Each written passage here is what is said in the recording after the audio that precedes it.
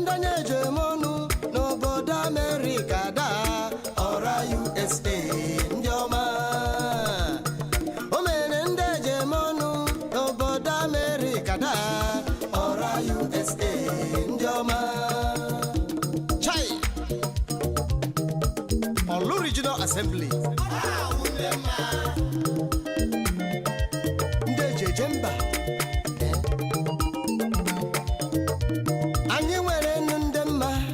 Anyị nwere enu ndị nekara aka, anyị nwekwara ndị negborogbotogbo.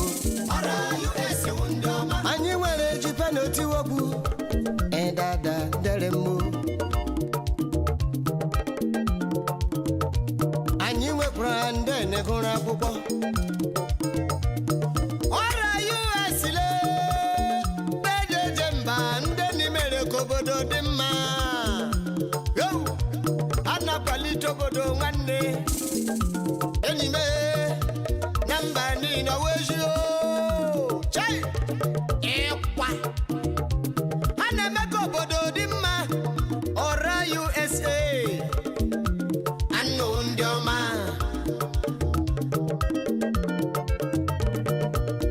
Agamakole arale kibe ya agumadike nambale ọra USA anu kwanu ndị ne gborogbotogbo.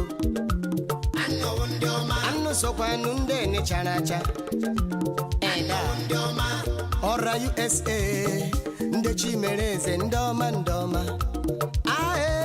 Ine ndị ọma ndị ọma. Ọra USA ndị chi mere eze ndị ọma ndị ọma.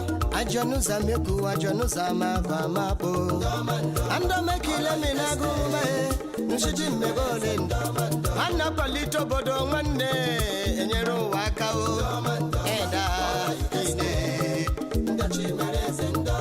Olu Regional Assembly anu ndị mama ndị chi mere eze nwanne uwe kile n'ogoroma. Onye Chukwu mere eze n'elu ụwa mana apụghị na ya o. Mana apụghị na ya ihe chi nyere. Come and see. Come and see. Ndị na-akwalite obodo o mere ka chi kara ya kama. Come and see. Ndị chejeje mbe ụmụnne ji gbakọrọ na jabala kwuruna. Onye chibere eze n'elu ụwa mana apụghị na ndị chibere eze bịara ndị ọma. Chineke na-agọziela anyị o danye jeje mba unde ọra USA ndị chibere eze ndị ọma. Chief Stanley Ifeanyi Chukwu Dike SR CFE CIA Wachinyerugo Amike Enia Egwu Ebanye eji agụ egwu remma ine Nahuno Ọra USA ndị chi mere eze ndị ọma ndị ọma. Ọra USA anu nwere efu nwe mfe na mara naba. Ọra USA ndị chi mere eze ndị mara na Chika aralagbuo ndị mejemọnụ le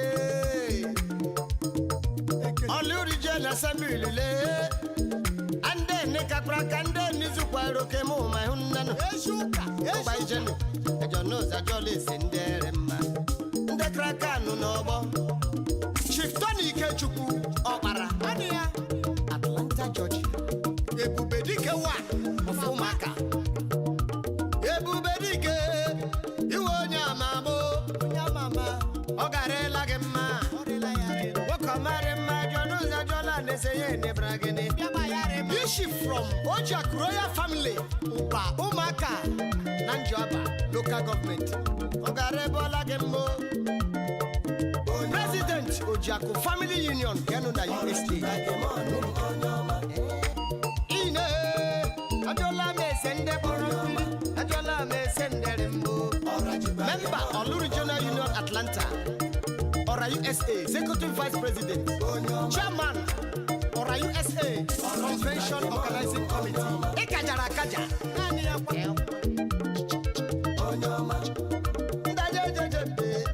Executive Director, Project Operation, Ericsson Telecommunication Incorporated. Former President Ndimo in Atlanta. Belegie, Majagema, Owe. Belegie, Majagema, Owe. Ekweda Shikama and the Jembe. Olu Region Assembly in the Nimere Fuda. Nderema and the Kakraka no boy. Kabiama. Belegie, Majagema, Owe. Belegie, Majagema, Owe. Ajola, Massy Bomo, Jembe, Mokomarema. Danya Jembe, Mburuma. Ide. The Chimeres at the London is Male. Ora USA. Yow Olu Regional Assembly. Ora USA. The Chimeres and Damando. The Major Chana. Chief Safidelix says a weekend. Diko Haburu. Enia. 140 can of fire. Idiato South. Onyena. Knight of St. Columbus. Grand Patron. Ora New York. Ojoro Mego. Ochiro Zomo Komae. Financial Wizard. Miami International Airport. CEO Fivera. Consulting Service.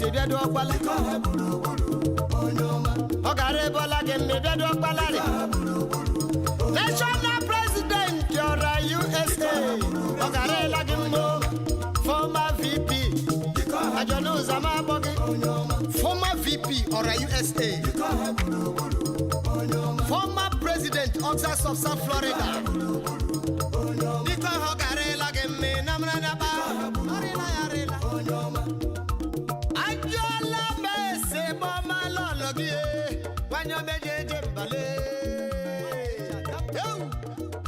Lolo Lady Ijoma, here's a weekend.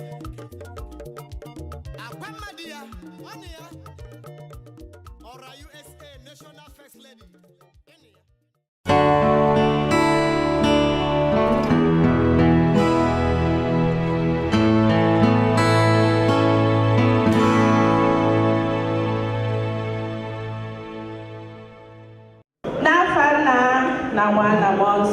Amen. Chineke, anyị na-ekele gị n'ihe ọma niile nke ị na-emere anyị. Anyị na-ekele gị otu isi wee dute anyị niile Chicago n'ụbọchị nke taa.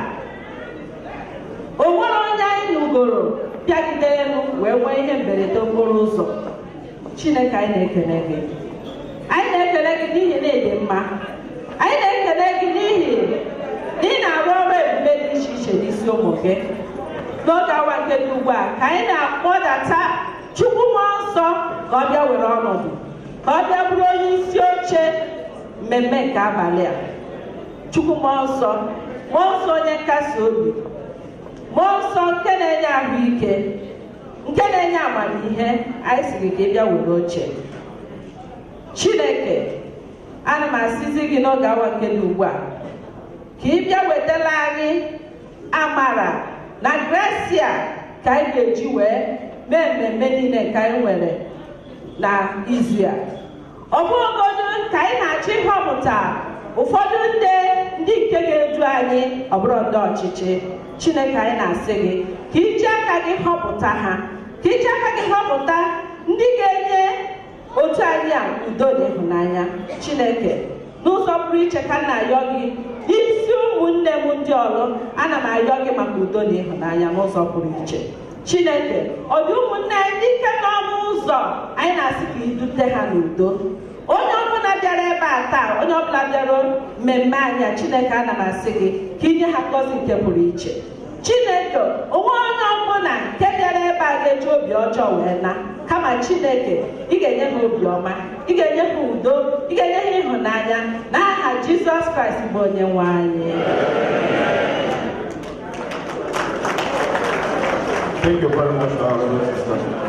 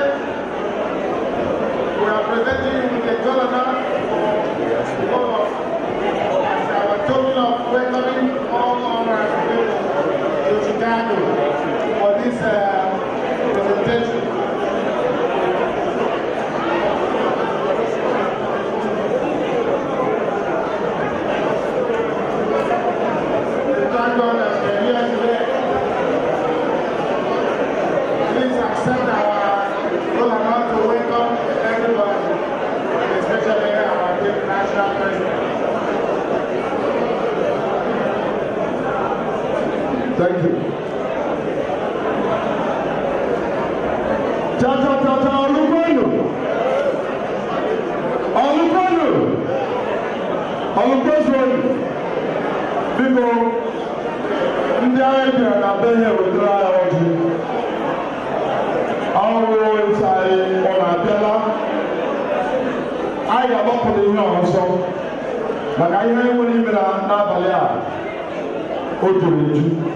So I'm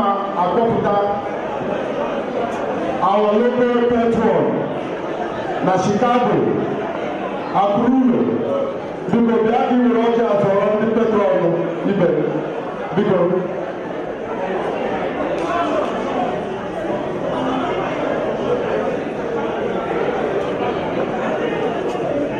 no. I'm not going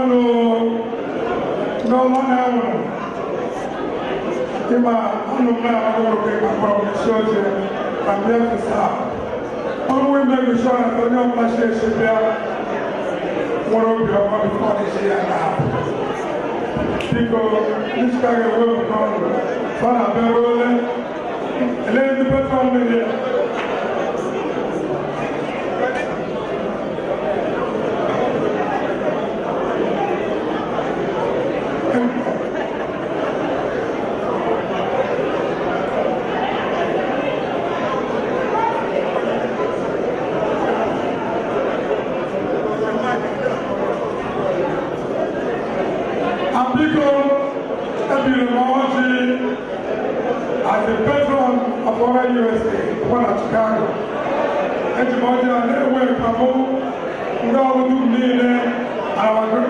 Our grand patron, His Excellency Achibulema in the house.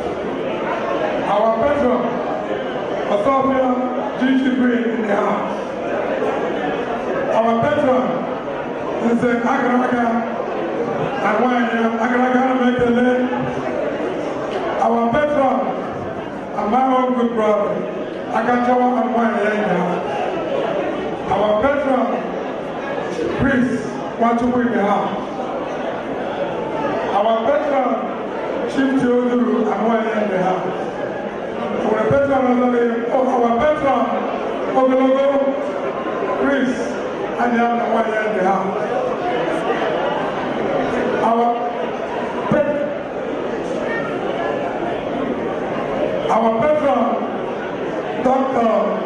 chief of poultry the house Awanya ana abịaruole biko ekelela m ndị patron dum niile ameburu ọchị bido president Naka thank you biko I'm a big our former our president emeritus Emeka Iwuze ọjị n'ebe a biko ebighị n'anya ọjị aga m recognize kwa onye gwara na ọ ga-awụrụ anyị chief chairman convention chairman tomorrow our brother my brother Ralph Udor biko nwanne m nwoke anyị bụ ọjị abịara mkpa ya aka and also nwanne m nwoke anyị maka mgbe ọ ga-afọ ọrịa ezigbote nwanne m na enyi m Dr. Ben Ọgbara biko anyị bụ ọjị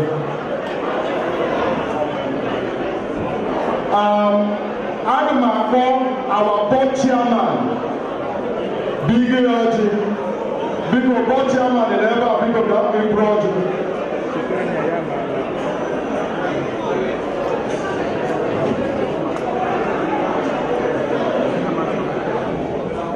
Mr. President, ndewo ya gazie. Cha ọlụ kwenu. Cha Igbo kwenu. Cha Nigeria mezuonu. Ihe gbasara ije gbasara ọjị n'ala Igbo. Ịbịa ije, ịbịa n'anya mmadụ ga-enye gị ọjị.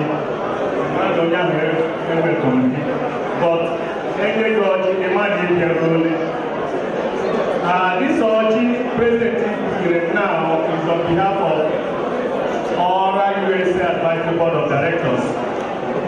In that topic, out of my board executives, starting with board secretary, engineer Ayakudo, Oji Adela. Our job for the board parliamentarian will be one name as Ojadela. They will let Chicago remain and Ojinagaba back to national president.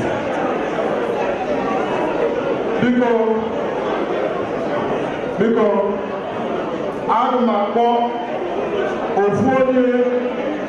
na affiliate presidents, affiliate presidents. However, with Oji for all the affiliate presidents of the USA. Over the Ogi Wuketakre.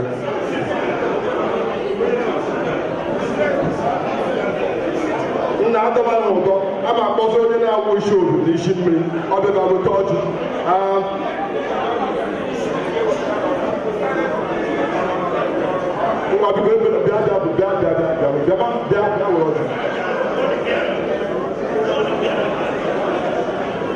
Kama mgbaga dog agwa mmiri duo biko president niile o wetara n'ọjọọ ọta naanị ya ọzụ ọntụmezi ya wụsụ mgbagoso agwa etufuo dị awụ n'ikuku okwu ọtụtụrụ okwu ikara atụfu ọjị ahụ ngwa hapụ ala nwere nke ahụ ọrụ ahụ usoro isi mmiri dị ọjị biko VP biko chọọ ofu onye mba ka m gwa awa grand patron ka okpere anyị okpere ka anyị were gawa n'ihu mba gọziere ya ọjị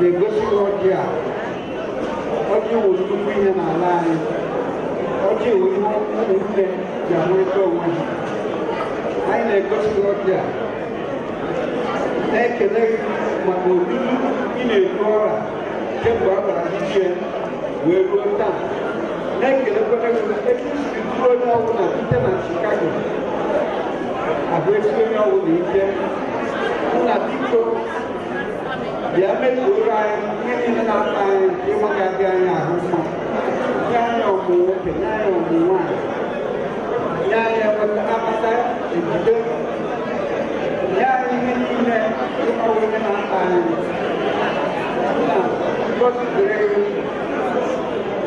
onye inyefuru enye nna biko ekwukwe ya ọzọ onye ị na-enyebeghị enye na anyị kwue ka ọ dị ka ibie anyị ga-azụkwa gị mgbe anyị ga-emechi niile anyị na-eme ka anyị laa n'udo ịkwa na anyị siri je n'otu n'otu na ihe ndị a ka anyị na-arịọ n'isi n'aha Kraịst onye nwe anyị.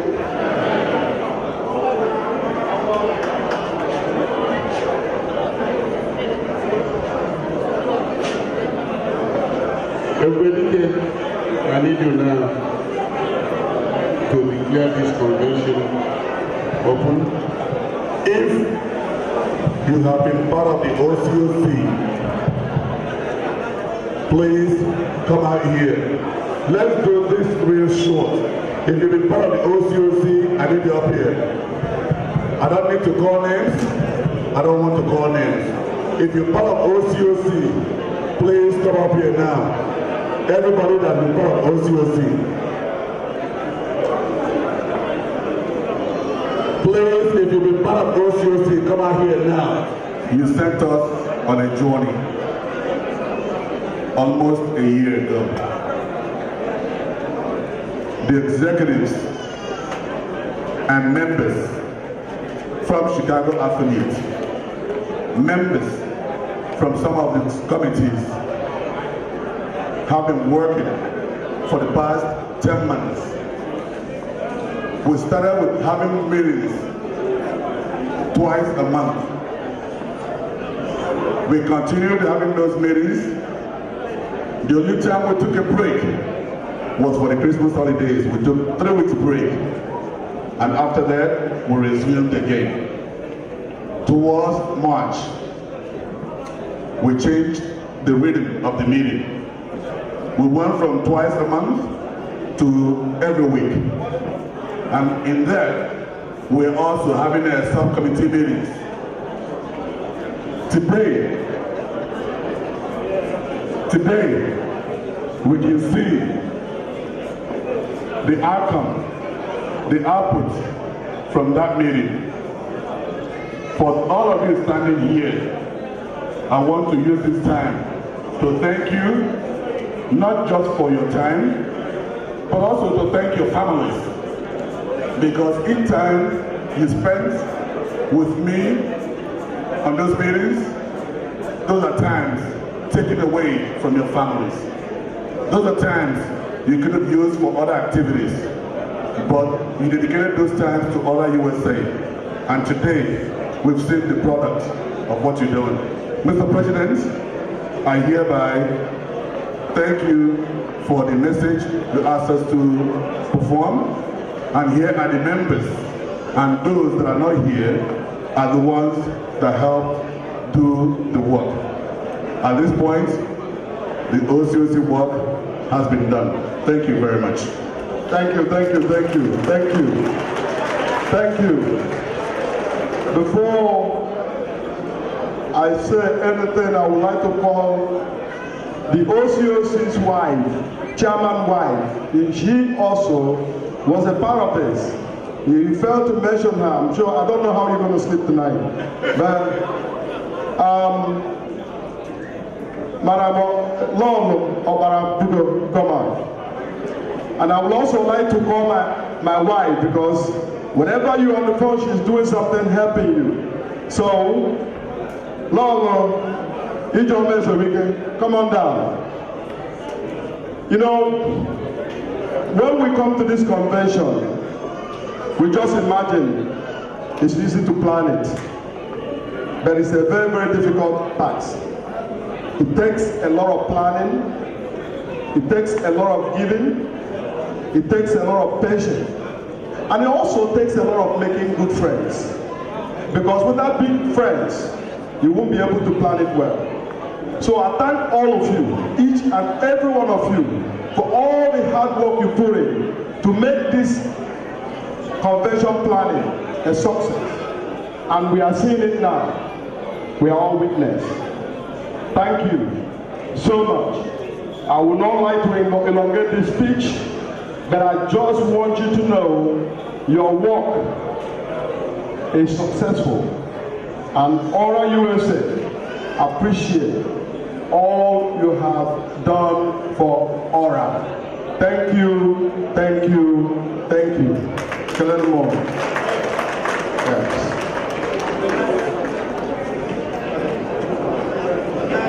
Somebody lives in an office, sometimes you have mixed feelings.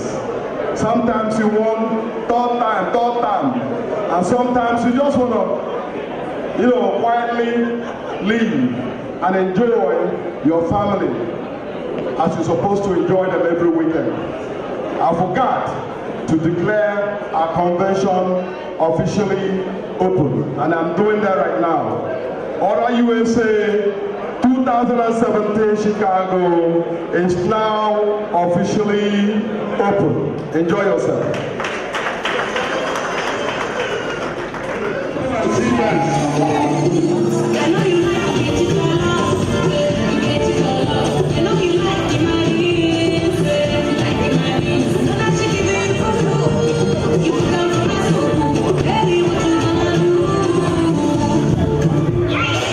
Don't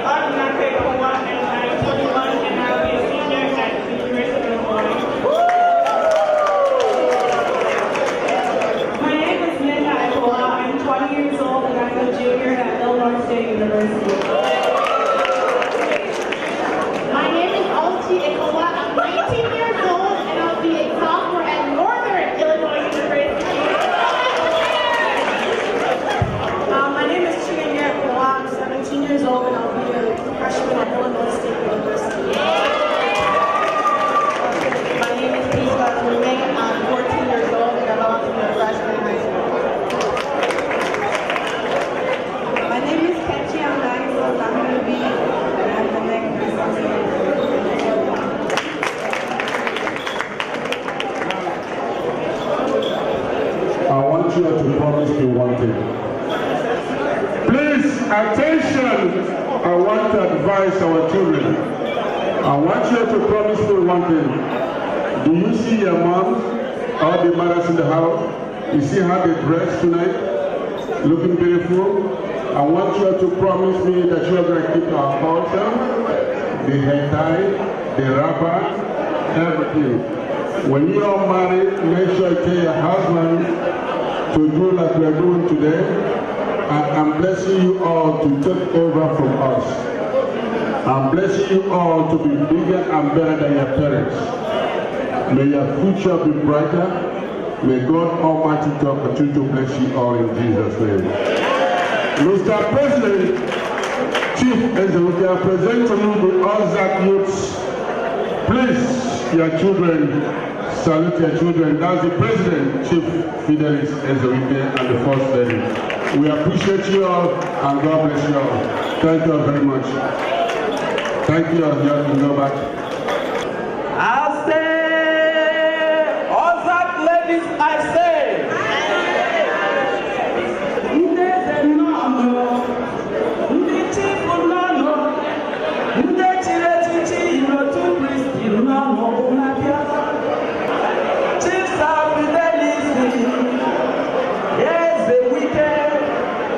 National President, or USA,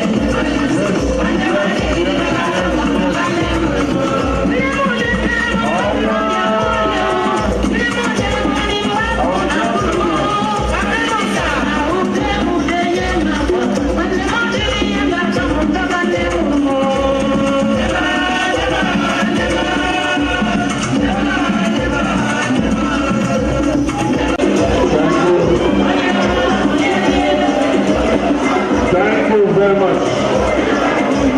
Put your hands together for the wonderful women. Thank you, Chicago.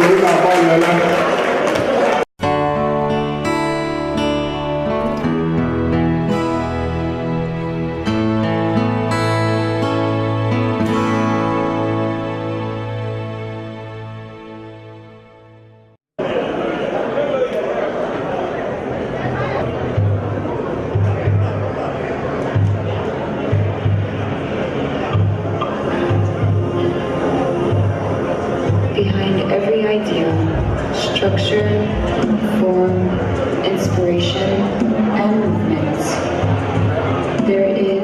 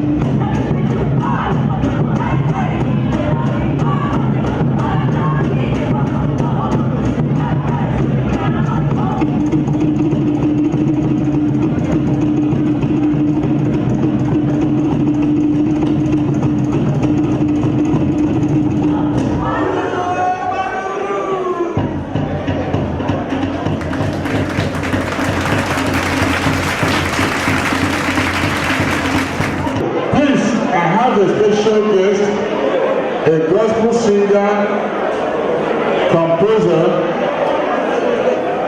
I would like to call on the Art Dixie Ezra to please come and do this presentation.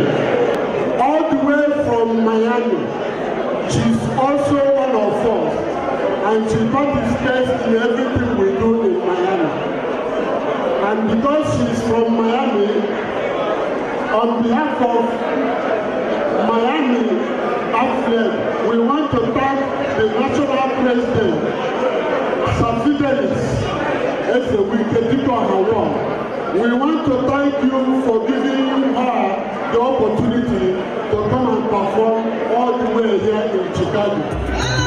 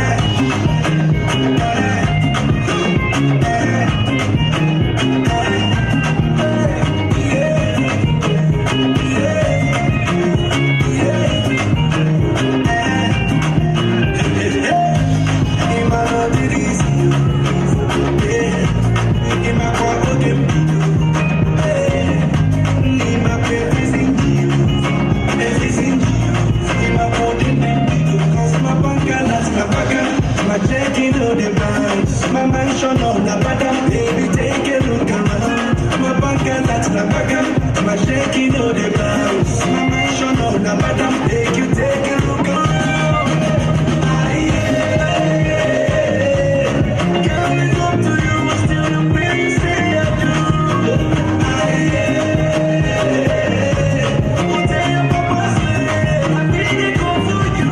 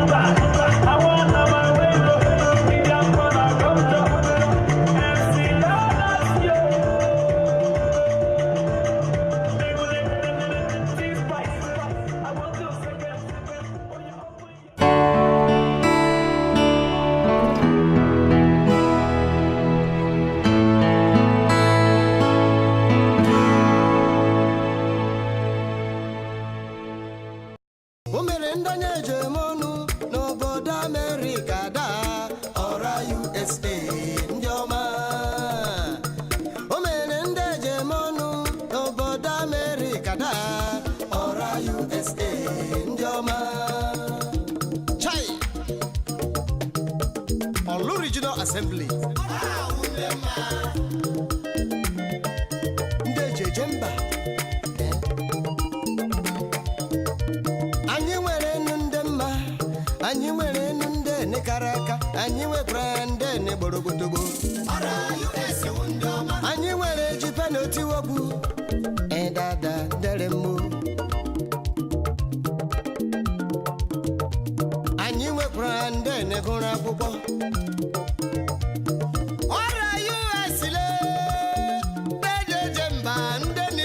Obodo dị mma a na-akwalite obodo nwanne enyi m na mba niile wezio chai ịkwa a na-eme ka obodo dị mma ọra USA anụ ndị ọma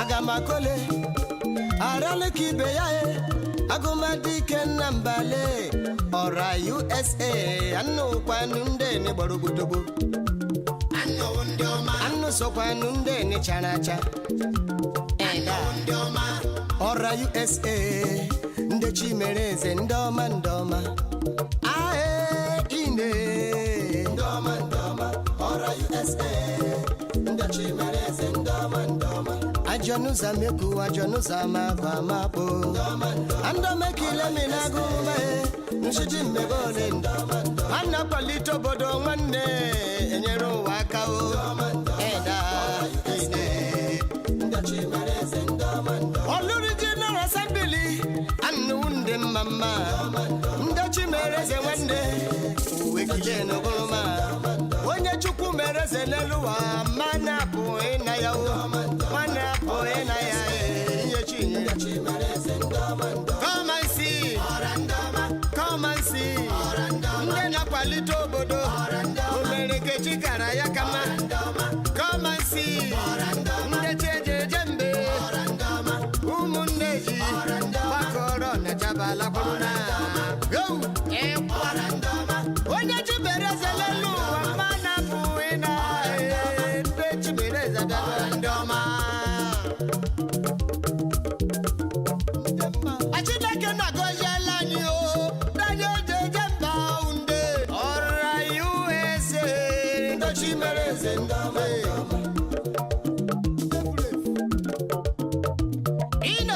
Imo steeti nwe m niile ajọni ụzọ m ebuo jọni gbara mgbadudu mmiri daa ọkọchị anyị tụmụkwu ya amega biti nụ nga ebe anyị eji eshi egwu ebe anyị eji agụ egwu re mma ine na umo ọra USA ndị chimere eze ndị ọma ọra USA anụ nwere evu nwe mfe na mara naba ọra USA ndị chimere eze ndị ọma ekwedashi keda omene jama ande jeje mbe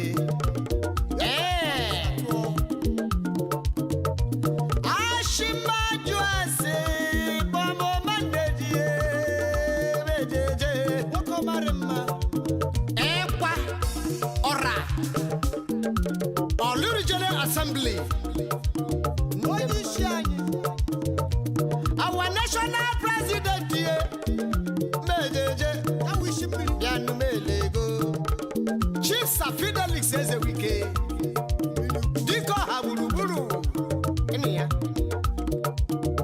One for Deacon of Fire Idiato South Onyenna Knight of St. Columbus Grand Patron Ora New York Ojoro Emego Ochiro Zongo Komae Financial Wizard Miami International Airport CEO Fivera Consulting Service Ogarebola Gemme National President Yora USA Ogarela Gimmo Former VP Ajonu Zama Bogi Former VP or USA Former President Oxas of South Florida Diko Hogarela Gemme Namranaba Arila Yarila Ajola Mese Boma Lologie Wanyo Meje Jembale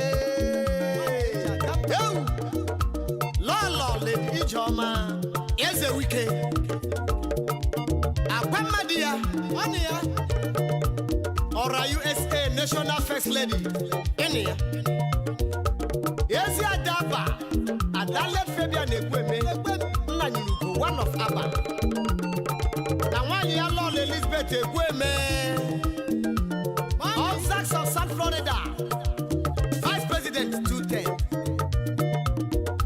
Ọ na-ekelekwa Dr. Fidelix Ifeanyi Ezewike Junior Pharmacist Lekele Tobe na Chima Uchenna Uchechukwu Geme Enamra na Lolo Uchechukwu Geme Achileka Gojelago Iwayama Come and see Yalele Come and see First Lady Nunga Akwamadia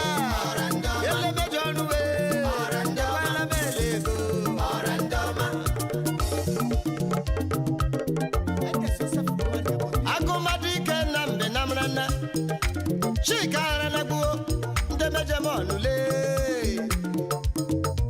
Oluri General Assembly Ande nekapra kande nizukwa roke mu mahunano Oba ijenu Ejono za jole sendere ma Ndekrakanu nobo Chief Tony Ikechukwu Okpara Ania Atlanta, Georgia Ebubedike wa Ofumaka Ebubedike Iwo nyamamo Nyamama Ogarela gemma Wokomare ma Jonuza Jola Neseye Nebragene Yaba yare Chief from Ojak Royal Family, Upa Umaka, Nanjoaba, local government.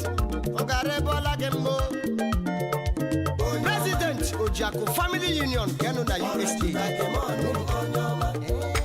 Ine, Adola me sende Borombi, Adola me sende Rembo. Member Olu Regional Union Atlanta, Ora USA, Executive Vice President, Chairman, Ora USA, Convention Organizing Committee, Ekajara Kaja,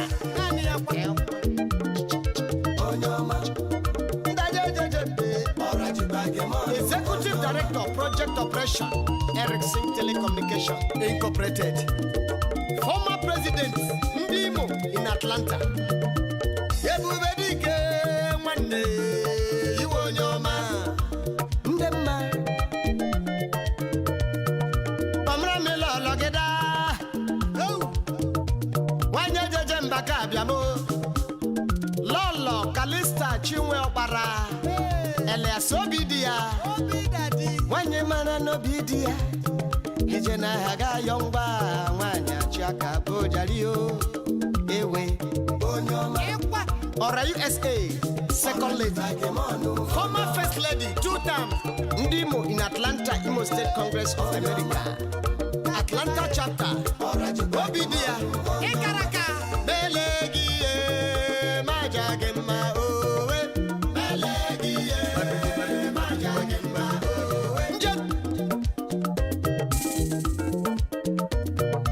Shikama and the Jembe, Olu Region Assembly, and then you may live Fuda, Nderema, and the Kakrakano no boy, Kabiama, Belegi, Majagema, Belegi, Majagema, Ajola, Massy Bomo, Jembe, Mokomarema, Jamu. Honorable Chief Stanley Fanny Chuku, DK, SR, CFE, CIA, Wachigarugo, Amike, Enia, National Financial Secretary, Ajonuza Maboge, National Financial Secretary, Ora USA, Ogaregan, Chairman 2014, 2015 and 2017 CD Waxing Committee and Fundraising, former Assistant National Financial Secretary. Okay. Chief Ifeanyi Chukwu Melegi, Biamaja Gemme Marakwalare, Melegi, Ekwa, Bokamae, Biamapalo, Melegi.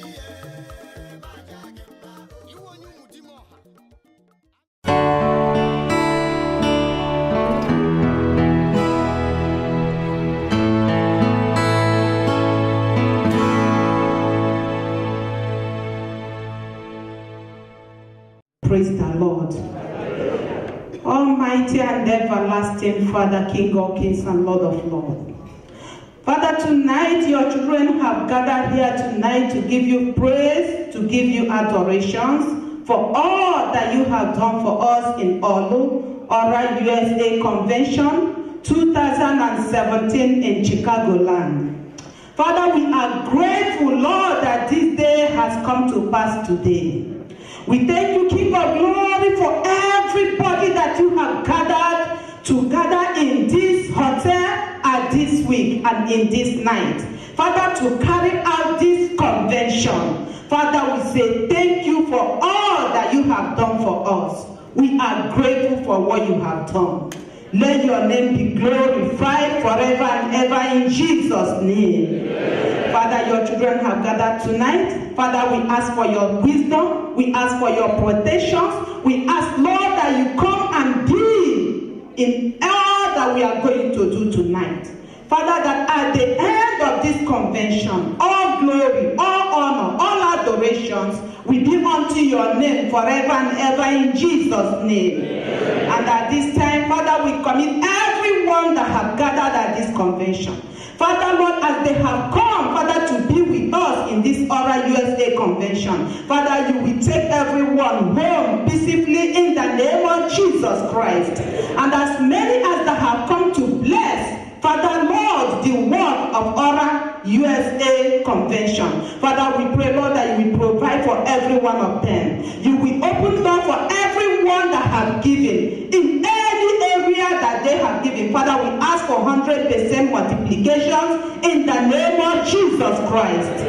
Father, we thank you. We bless your holy name. In Jesus' mighty name that we have prayed. Amen. Amen. Amen.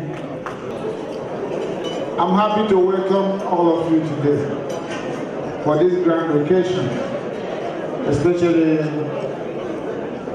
what we are about to start. I will thank all of you for coming. I will be happy for you all to help us raise the fund. But before I start, we have to present the kola nut. Adị ma onye ọbụla bịara n'ụlọ onye Igbo enye ya ọjị, ọ dị ka ebidobe. Si anyị nwere ọjị ndị Chicago na-enye unu to welcome all the people bịara here. Biko, ana m ka m kpọpụta my board chairman and also the chairman of the committee for this convocation,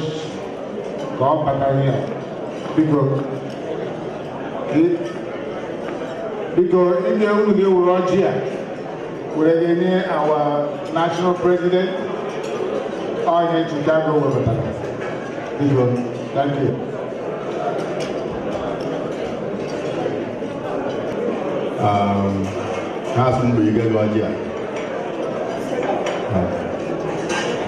Thank you. Thank you, because DJ, our national anthem, before Roger, because.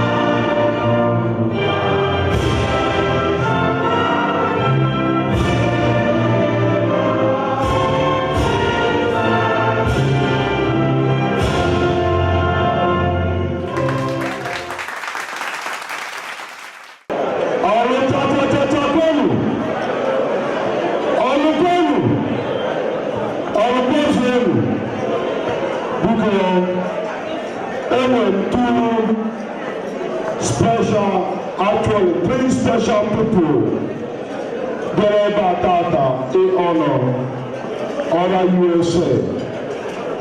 One of them was our chairman, the chairman of the occasion, and also, actually, the chairman of the occasion is our engineer, Ralph Udor, and also his special friend and my friend, Dr. Ben Okwara, and also the chief launcher of this occasion, our own sister, Akudo. Because Onoma and then you want your so I'm going to our chairman of the occasion today, Engineer Ralph Udor, my brother, Oji Abena. Thank you, Chief Peter. Asan has organizing the Shekunoji and the Oji is Thank you, wonderful. I got up in here also. I want board chairman, Oji Lubeba Buko Anagani.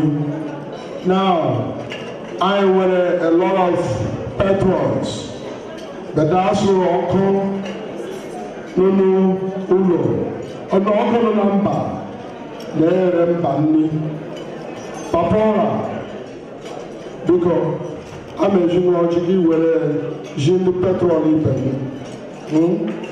Bapi also because.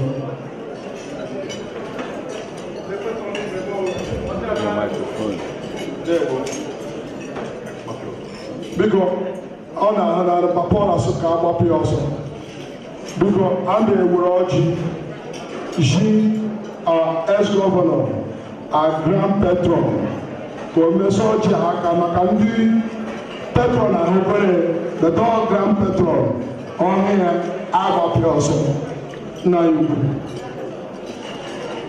Thank you.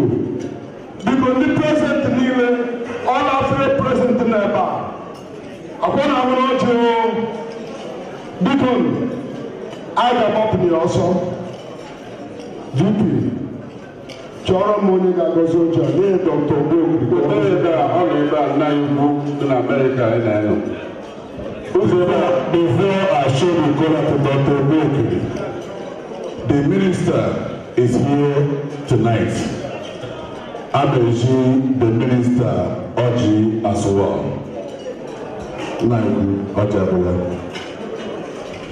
Not only that, the governor of Imo State is also here tonight, and representing the governor is one that we know very well, Omeko Usuru. Onezekele Mono, Maha Akanachi Imo State. I don't want to get because of where I am Imo State. I'm a Palamo John. Okay, at this point, I'm a Roger Gabro to one of our patrons, Akana Warrior, Chief Amenka, Dr. Obuki, Kogoshira Yoji. Oh, yes, sir.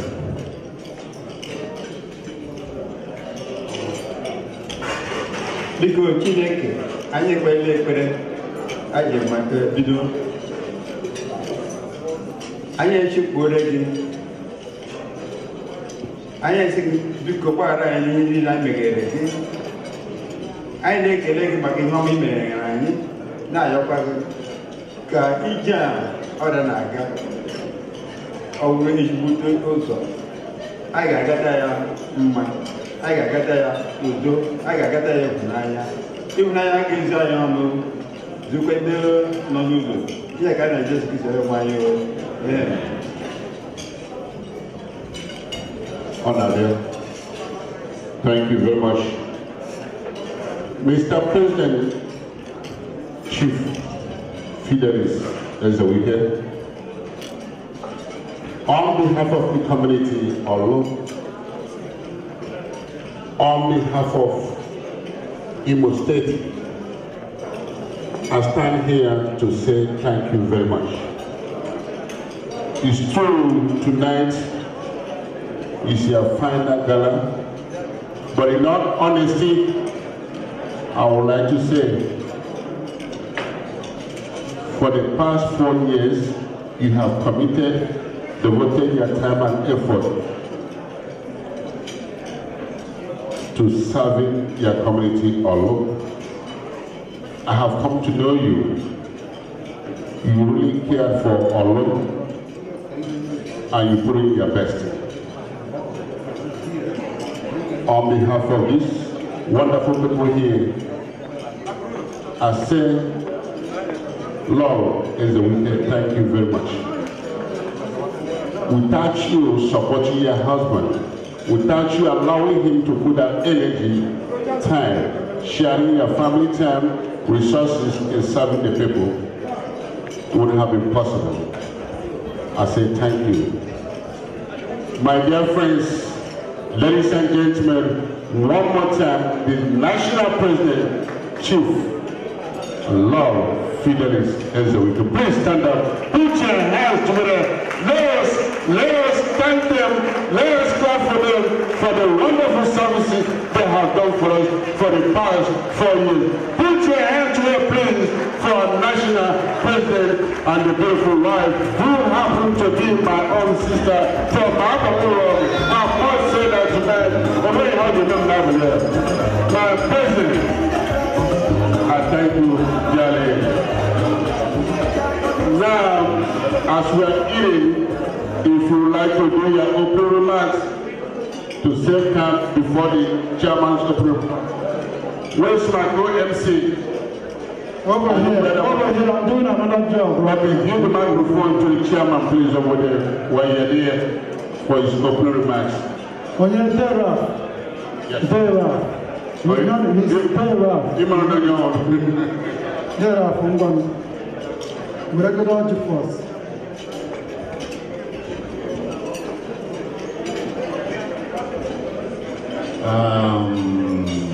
I have to start by saying good evening to everybody.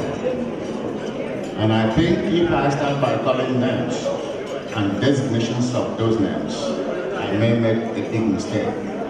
I'm going to borrow a word that normally is used by politicians that all protocols are observed. Now, it's just a pleasure for me to be here. I'm here because of one thing. I've had a keen observations on Ozark, Olu, and Ora, which is the United Governing Body, since the early 2000s. I'm not a visitor. I'm not new to Chicago. I'm one of you in Chicago. But there's one interesting thing that I've observed. And I'm going to change this particular little discussion. If you know me, people say that I talk too much. Tonight, because we don't have time, I'm going to just cut it short. From knowing Sir Chris Waga, Chief Peter, and Akuru the one, I've really kind of changed certain perception. The perception that says that Igbo do not have leadership, or there's no adequate leadership that will satisfy the Igbo people. Changing to the same Igbo Emuneze. Tonight, based on what one of more cabinet, Chief Peter, Sir Chris, and Lulu and their support mechanism, I can change that concept today to say Igbo Mwereze. So Igbo Mwereze. What they call Odinhan, man, it's all wrong designation on us by saying that Igbo Mwereze. And on that note, I'd like to say to you that you need to continue what you are doing to show that, or show to people who had used that particular, what I call, wrong designation on us, to say that we are not the kind of designation you put on us. We do have leaders that we respect. And what we're doing must have to be sustainable. Sustainable in the sense that it's going to be beneficial to our children. Yesterday, I don't know how many of you that were here to see, I think they had cultural night, and some young, affluent, educated Nigerians, or people, they danced here, and it was unbelievable. If you don't know the benefit of what you're doing, I want you to remember, just reflect on what happened yesterday.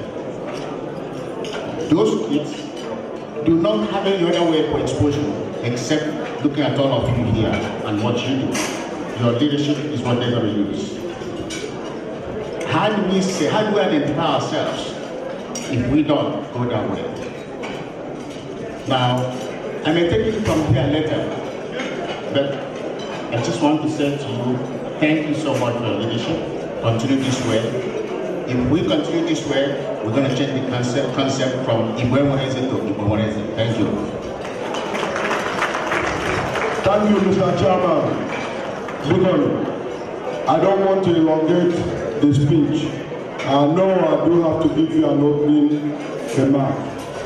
As your president, I've done enough of that. For 4 years, I'm tired. I don't want to continue doing what I've done 3 years in a row. But I just want to simply say, thank you, all of you, for always being there for my administration. We started from having 200 seats at our conventions to 220, to 230. Now, we requested for 300. But look at it. We have already seated more than 308, and people are still standing up. That's because you guys believe in Ora USA. This is not the only hall we have tonight. We have 3 halls. One for our gala night, all adults. One for our young adults, college students, graduates, young professionals. That is right now accommodating about 200 of them. We also have another hall for our younger ones. Isn't that great? Because ongoing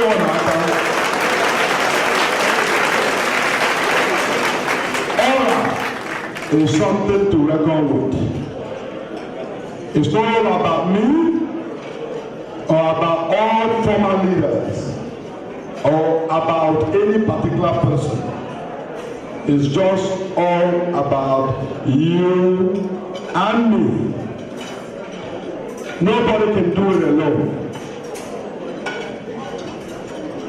Ora will continue to grow. That's why we want strong leaders to lead this thing. You cannot do it unless you are very, very dedicated to serve your people and also spend your own money, because American government will not give you any grant. Nigeria, ham na Nigeria na-eke ego, anaghị enye anyị. But the IMA will continue to help our people in Nigeria every time. Because ekelele all of you for all the support. Thank you all. Welcome to our convention. Thank you. Thank you, Mr. President. You program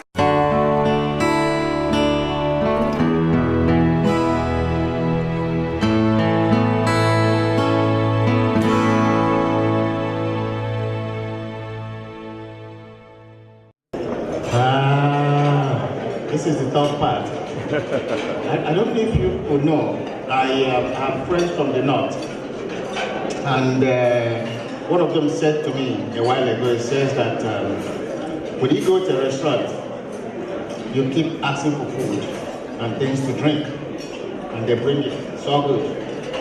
But when they throw that check on you, you start looking back and start thinking, what is it like just egg that got this far? Ladies and gentlemen, I think we are where we should be. For all the good things that we've seen yesterday and tonight, it is important for us to support it. We have to support it because of several reasons.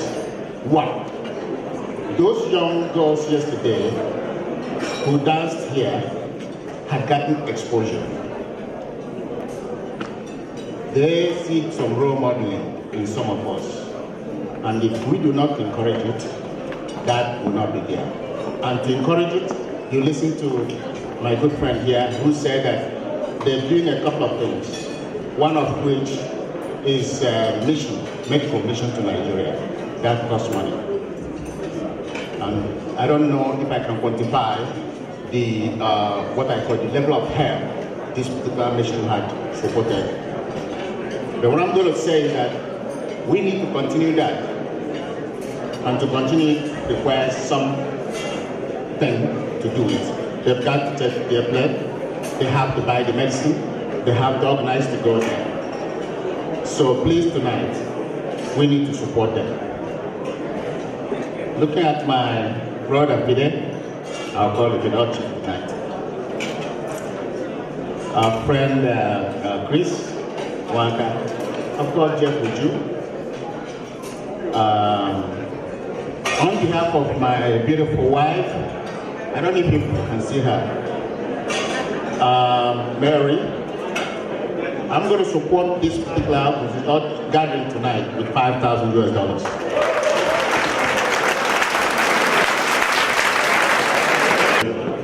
But I think after all this partying, if we can look for ways to work well together, we can do a lot.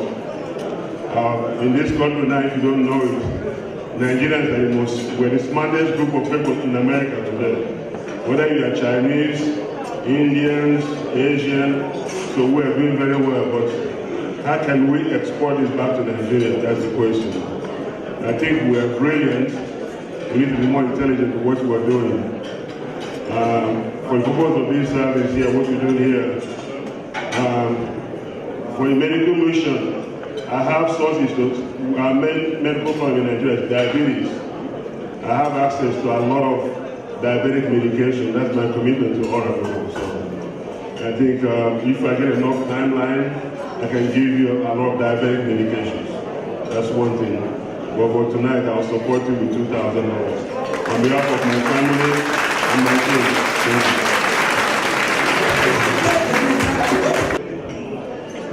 I want to use this opportunity to express His Excellency Owele Anayo Rochas Okocha, OON, wish Okulofolo before this night, when they received your invitation, he actually planned to attend this convention. He planned for it. But due to some unforeseen circumstances that brought him yesterday, he could not attend. And today, I'm happy to tell you that His Excellency has graciously approved and given the choicest piece of land to Ora USA, the donation of your hall. I have the document here for you. Secondly, His Excellency asked me to give you $10,000.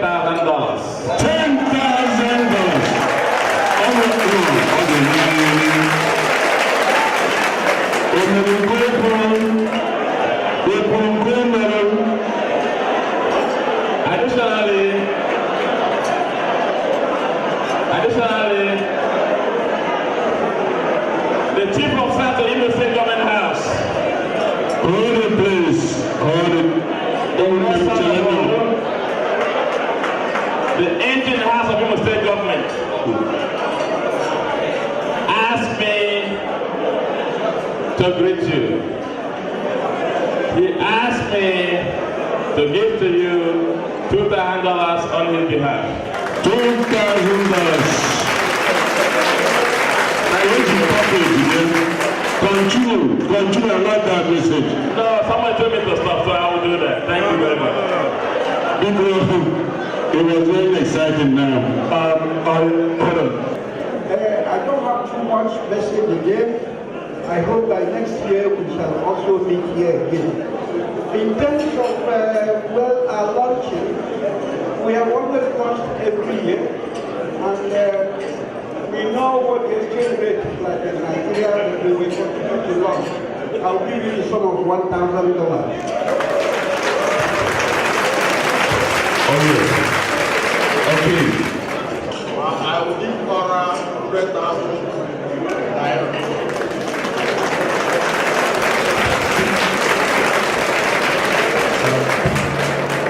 100,000 naira.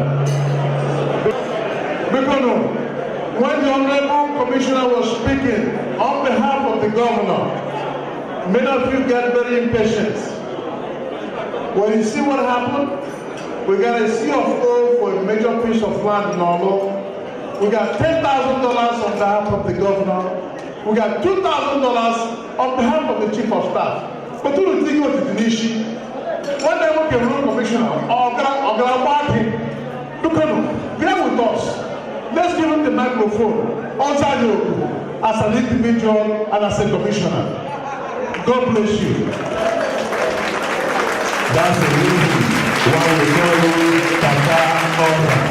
Papa now knows that you're the baby. But because you, always.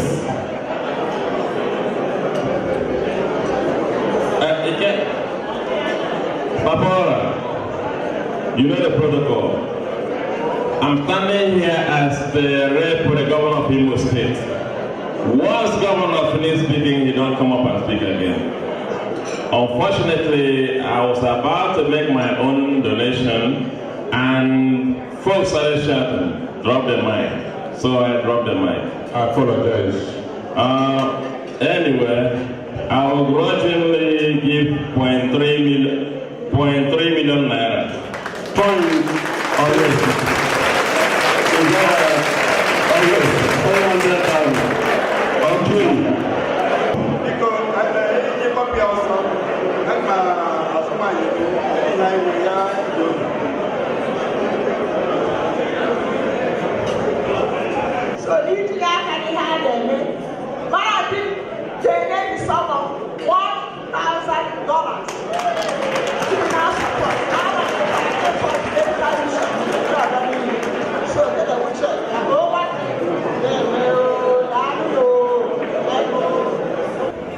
The man just refused to speak. Guess what? This man just handed the two checks. One, I know you don't want me to announce it, but I'm sorry. Dr. Amadi Bendama gave me the check for $1,000. His friend, who is also a very quiet man, Dr. Ejike Obas, also gave me a check of $1,000. So, you don't have to receive here to give me $1,000. As a chief launcher, I'm making $2,000.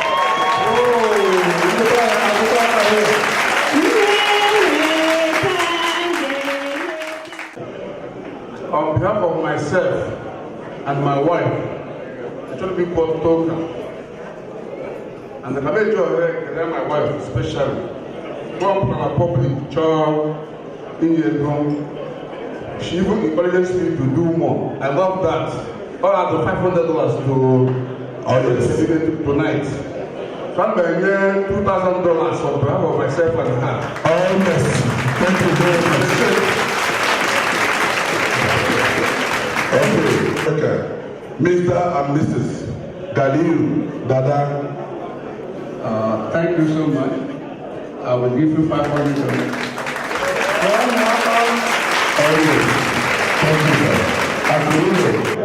Okay, on behalf of my family, I'll just donate $1,000 to you. Just like that. Because what we have to do that. Yeah. Doctor Mpacho in the house, I'm very sorry. I invited you to be on the high table. But it was the instrument. Oh, yeah, now I'm going there. If I ever know, yes, I got school at the glasses on Korea. So from St. Augustine, I was taken to law. So my landlord was Nama, and the doctor for June, that you bear here at I'm a $500.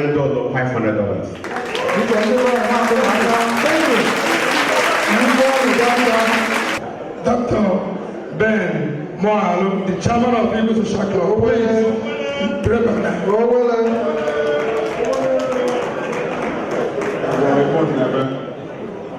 Because on behalf of myself and my family, especially my wife Nana are here today, aging $500 I can honor.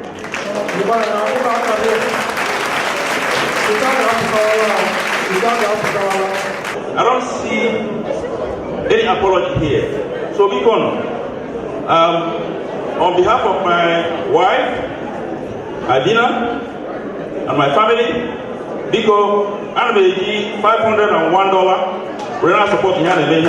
Thank you.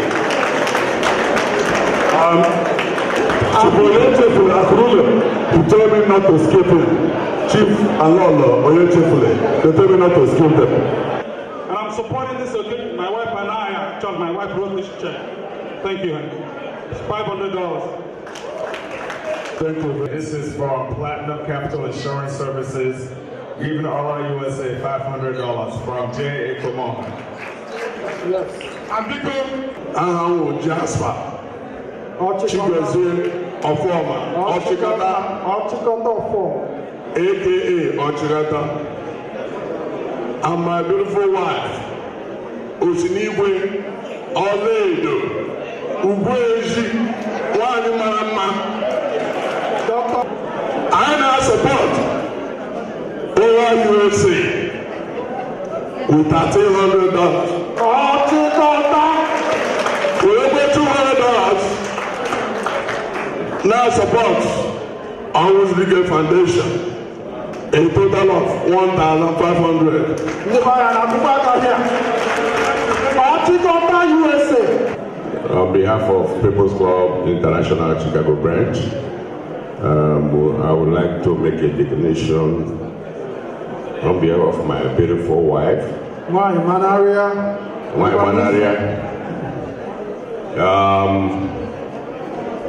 Also my vice chair, Miss Peace Ezrin, The People's Light, and Engineer Jasper Former, and also Chief Sir,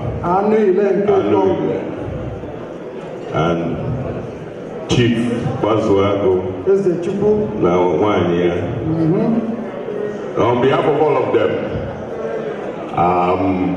personally, I'm $500.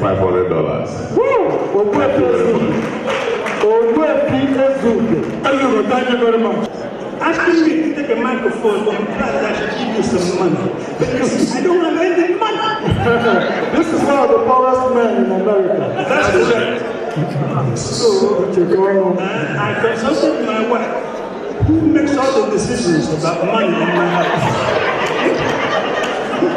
And she told me that if I was as proud of you as I said I was, I should, on her behalf, give you $500. Whoa! Reach the crown. Thank you, sir. Reach the crown worldwide.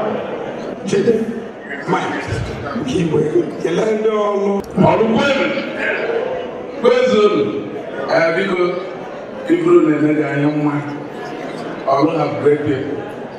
They are the people you can count on in Chicago when you're doing anything. So, my friends, Jasper Foreman and the wife invited me to this function, and on behalf of them, I'm giving $300. Yes. I hope we are not sleeping. I want something fine, very, very unique and peculiar to this table. Ever I came with men who are extremely proud of their wives. Starting with our brother here, Jasper Foreman. One of the real happens to be that Nadim in the same club with you. Ngozi Kadru is very proud of their wife. That's one of them, I know that. I'm married one of the most beautiful ones. But anyway, I got to go to Togo and I'll be coming with $500. Diego keep himself.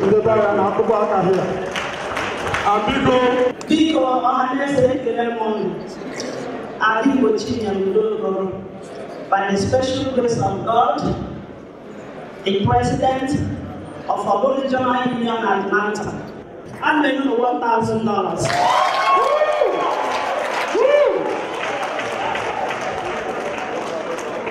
Dr. and Mrs. Asones in the house. What can you do? No, let the little woman. The way they went, but it's some good to put the channel in. With that, I'm going to Chicago. Hey, man, how are you? Okay. When I want Dr. Mrs. Priclasoye, again, one of Umwebu Michelle from Idado South. I am young, $500. Then I have $500 for EKHU was repaid educational fund. That is $1,000. Thank you, people. And my wife, I had to make a sum of $250. Muhammad Samson has remained from around Israel. Omaricha Nokanango come, Mrs. Stella has remained. Onendo, Oyana Kaverim, Kangarebu Guru, Digo, MG 300 plus Mwari Jum. I'm married with support for all. On behalf of my beautiful wife here, I now support this endeavor with a sum of $500. Oh yes, Akurulu. On behalf of my beautiful wife here, Dr. Mrs. Chinwe, my sweetheart, and my family, I'm gonna, let me see, I think I'm going to give a check of $500. Abiko, sitting right here. That's how my family, my wife couldn't make it because of other engagements. I lay you the sum of $500. Oh yes, Akurulu. I will have somebody down here. Chief, Alolo, Philip, AGC Mayor Group. You know why my beautiful wife, the sum of $1,000 net alone. People got it. I support what thank you so much. Akontinanti one of Enugu State, there Kunie Biko Kekwando.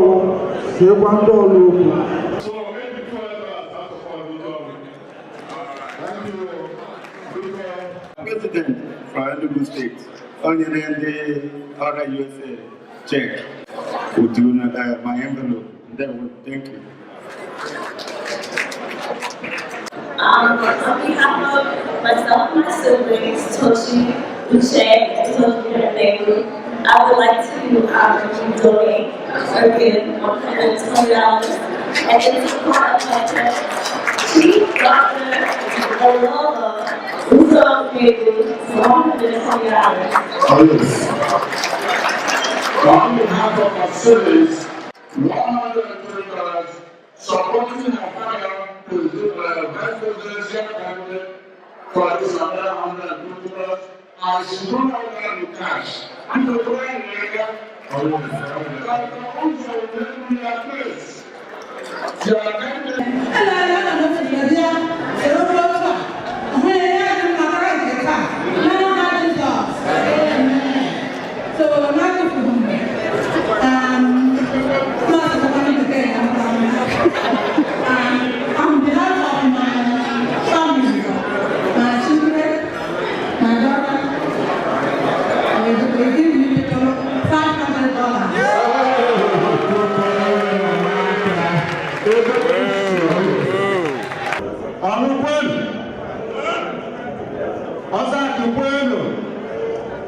Chicago President, do the revenue I don't know what to do, and I don't need to go too much. On behalf of my family, my wife, Lolo, Chukwuzoka, my dear, electric. I and their support. All right, I want that group though. I need here the boss. I was well line. I'll bet go no that. I will want to do VP. The chief and Lord Francis Ibezim, all the way from Austin, $200. The address. Adébùjọ́wá and the lottery, the check of $1,500. Everybody, they also gave us $200 to support the Ikechukwu Akwesili Education Legacy Award. Thank you very much. Mr. President, the mic is yours. The Eze Adenga family, they've already given us, they've already paid $200 before into our account. They also just added $300 cash to it, making their donation a total of $500 from the Adenga family. Eze Adenga.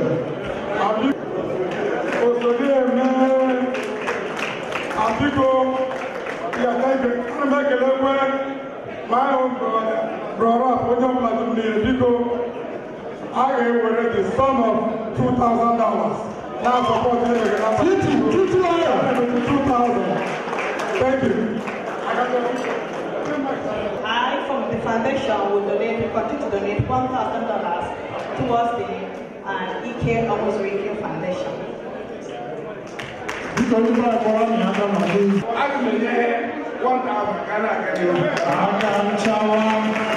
Oh yes. Also, we're going to get this. I gave him 2,000. Oh! Whoa! Okay, thank you. Chief, so that he's not been an A group. So he wasn't aware of the educational legacy this in Anna today. He just gave me a cash of $100 to support that. And not only that, I'm coming. Chief Sadi Oyechefule, so the medical mission they have now. They just gave me, just gave me a cash of $100 to kick off the medical mission donation this year. Okay, please give back to the next person. I don't intend to take much of your time this evening, but to support what we are doing this evening, I'll give the sum of $1,000.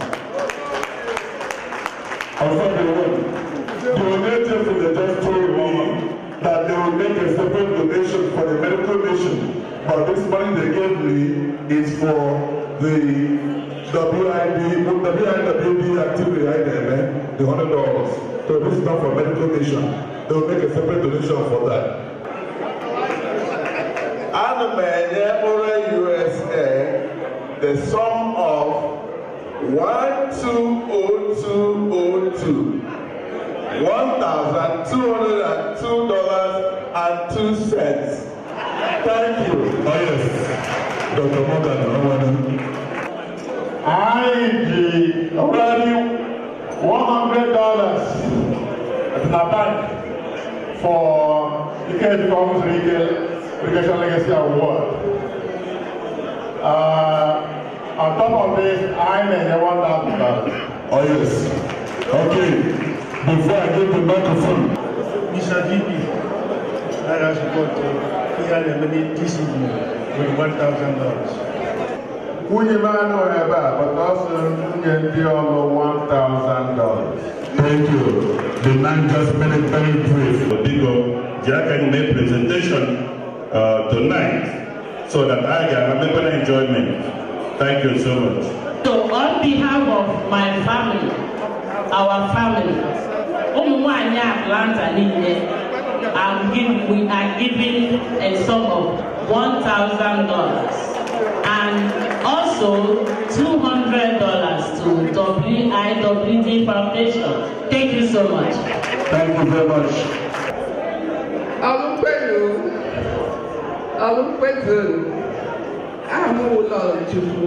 one Fidelis. Anymore, I like a little bit, but you are not the men I did woman. Even though I don't know, but I'm not. Even I like a little bit in Yanaka. I was over here last time as the president of Ora USA. And make a little bit because okay, impossible. More than I support so yeah. So my opponent should support so yeah. This will support of what the next president I will. Chief Ebubedike Okwara, and also for my Atlanta affiliate. So in that it will be some of $1,000 with that support of my brother. Thank you. A big round of applause for her. Yes, a proud sister. Every year. Routine, but now they are massive how many zeros on it, but don't you have my mom. So I make my own easier go but to get WIWD. Only I promise you 200, which will give. But don't have them there, but you need help now.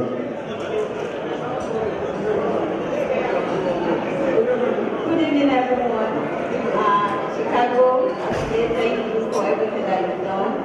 My fellow women, thank you. I'm so proud of you. You're all so beautiful. On behalf of the family, we are donating the sum of $1,000. Oh yes. Now I want to give the mic to Vicky, my prayer warrior wife. And I support Ora with $1,001. Number I support WIWD Foundation Legacy Education Award with $100. There one. Thank you very much. Well, we have no guy. Was a dear who ready? I lay the sum of $1,000. Thank you. On behalf of my wife and my daughter, who is here present, and my entire family, we are making a donation of $1,000. Thank you. Now, I get in advance $1,000. Don't forget your wife. And people, Mr. and Mrs. Paul Obipe, my in-law, in the house, because they live there. And your $500, let the $1,000. Before.